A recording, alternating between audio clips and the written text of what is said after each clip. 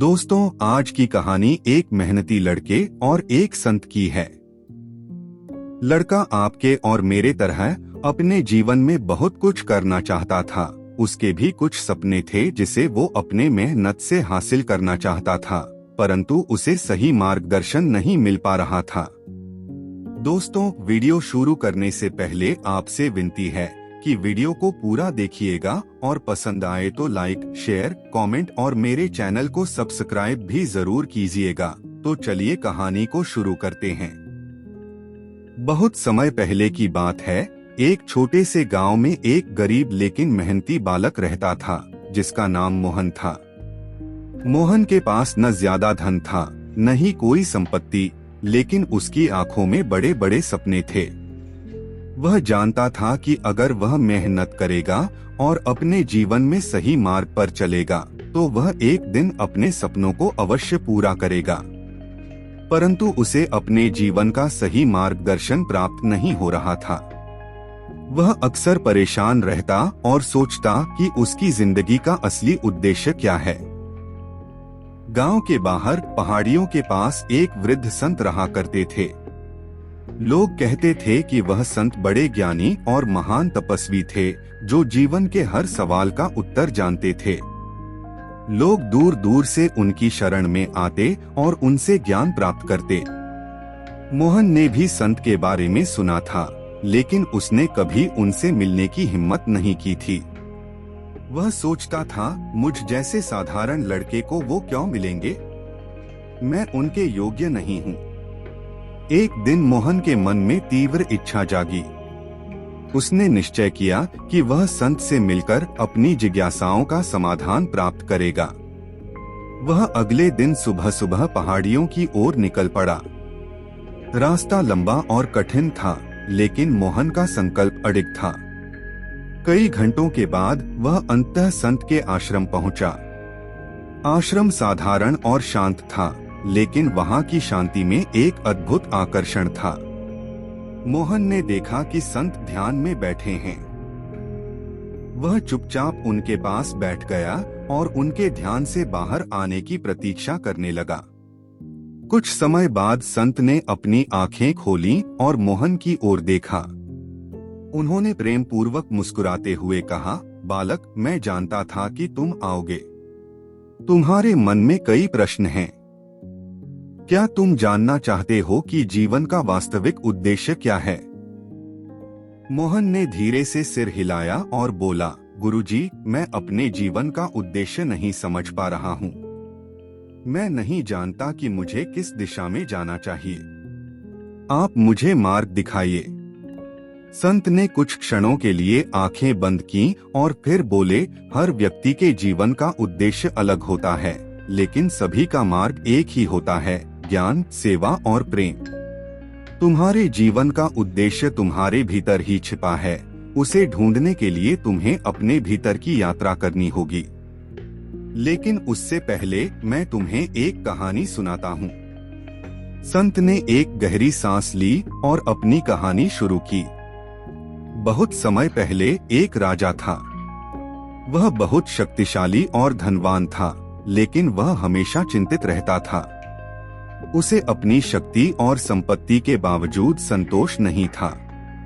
एक दिन वह एक ज्ञानी संत के पास गया और उनसे पूछा, मुझे शांति कैसे मिलेगी? संत ने मुस्कुराते हुए राजा को एक पत्थर दिया और कहा, इस पत्थर को तुम 3 दिनों तक अपने पास रखो। लेकिन ध्यान रखना, यह पत्थर एक साधारण पत्थर नहीं है।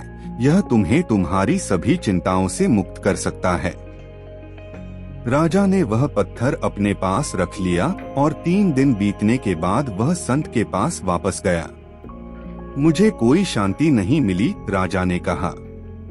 यह पत्थर तो साधारण सा प्रतीत होता है। संत ने राजा से कहा, शांति बाहर से नहीं मिलती राजा, शांति तुम्हारे भीतर ही है। यह पत्थर तुम्हें यह समझाने के लिए था कि तुम्हारी सारी चिंताएं भी तुम्हारे भीतर से ही उत्पन्न होती हैं। अगर तुम अपने मन को नियंत्रित करोगे और अपने भीतर की ओर देखोगे तो तुम्हें शांति अवश्य मिलेगी।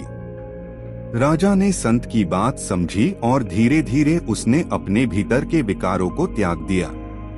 उसे समझ में आया कि सच्चा सुख और संतोष बाहरी वस्तुओं से नहीं बल्कि आत्मज्ञान और आत्म संयम से प्राप्त होता है।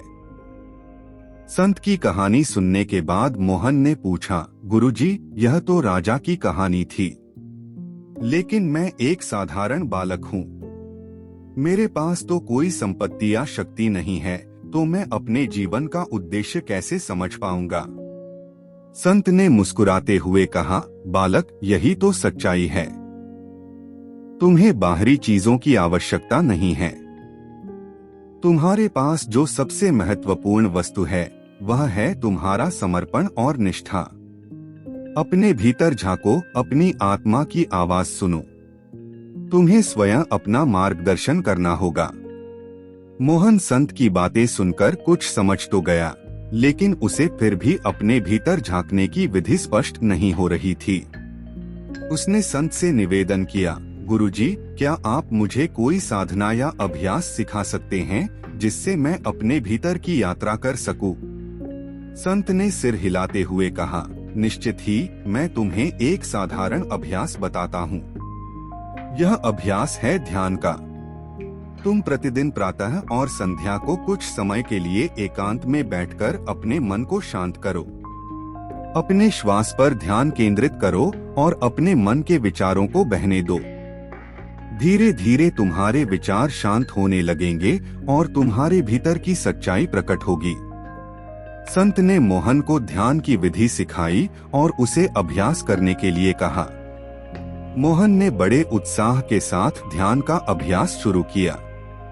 शुरू में उसे कठिनाई हुई, उसके मन में हजारों विचार आते, लेकिन धीरे धीरे वह अपने मन को नियंत्रित करने लगा।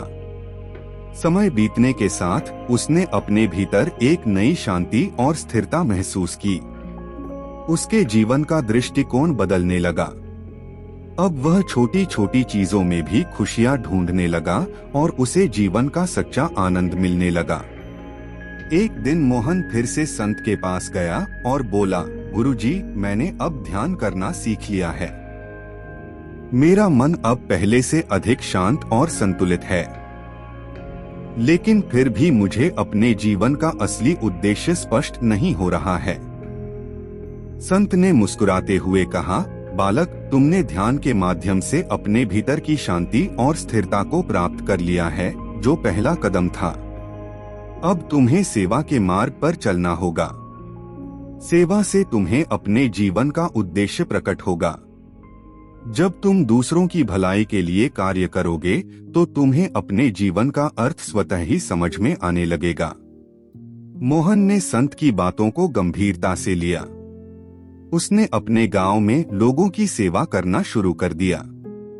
वह जरूरतमंदों की सहायता करता, बीमारों की देखभाल करता और जो भी उसके पास आता उसकी मदद करता। धीरे धीरे उसका जीवन दूसरों के लिए एक प्रेरणा बन गया। गांव के लोग उसे सम्मान की दृष्टि से देखने लगे और उसके कार्यों की सराहना करने लगे। कुछ वर्षों बाद मोहन गांव का सबसे प्रिय और आदरणीय व्यक्ति बन गया। उसने न केवल अपने जीवन का उद्देश्य पाया, बल्कि उसने दूसरों के जीवन में भी प्रकाश फैलाया। वह अब जानता था कि सच्चा सुख और संतोष केवल आत्मज्ञान और सेवा के माध्यम से ही प्राप्त किया जा सकता है। एक दिन मोहन संत के पास गया और उन्हें प्रणाम करते हुए कहा, गुरुजी, आज मैं समझ चुका हूँ कि जीवन का असली उद्देश्य क्या है। आपने मुझे जो ज्ञान दिया वह मेरे जीवन का सबसे बड़ा आशीर्वाद है। अब मैं अपने जीवन को पूरी तरह से सेवा और प्रेम के मार्ग पर समर्पित कर दूंगा।